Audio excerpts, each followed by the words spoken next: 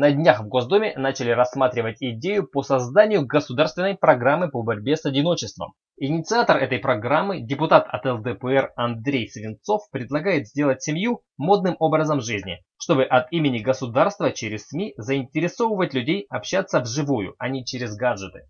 Как скучно мы живем. У нас пропал дух авантюризма. На основании результатов работы программы депутат предлагает оценивать работу мэров и губернаторов. На мой взгляд, за романтической идеей народного избранника избавить нас от одиночества кроются куда более важные государственные вопросы. В России с начала 90-х до сегодняшних дней уровень рождаемости в целом ниже уровня смертности. Другими словами, из-за многолетнего сокращения населения не исключено, что в стране в скором будущем не с кого будет собирать налоги и пенсионные взносы. Некого будет призывать в армию, а также возникнет куча других социальных проблем. То есть увеличение семейных пар необходимо для роста рождаемости и решения социальных вопросов. Однако думаю, что делать семью модным трендом – это опасная тема. Мода переменчива, а семейные ценности нет. Когда вещь выходит из моды, то люди, как правило, перестают ей пользоваться. Если семья как тренд выйдет из моды, то вместо тряпок ненужными станут люди. Ты обещал ждать меня всю жизнь. Просто ради интереса, обещание еще в силе?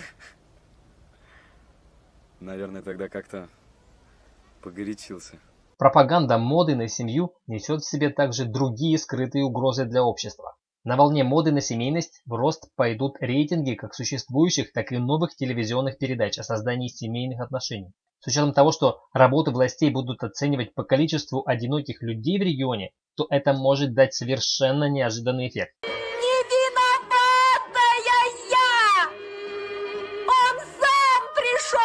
Так, передача «Давай поженимся» может начать выходить на всех федеральных каналах и не только перед вечерними новостями, но и вместо них, поскольку и народ устал от политики, и эта тема является бесконечным источником новостей. На базе передачи «Дом-2» создадут первый в России университет по подготовке молодых семей и семейного бизнеса. Семьи перестанут быть чем-то постоянным. Выпускники вуза «Дом-2» будут обучены правильному поиску и обмену партнерами, а также зарабатыванию на этом. Ольга Бузова после окончания съемок в проекте «Замуж за Бузову» напишет свою политическую программу и в 2024 году может стать новым президентом России. Кошмар какой!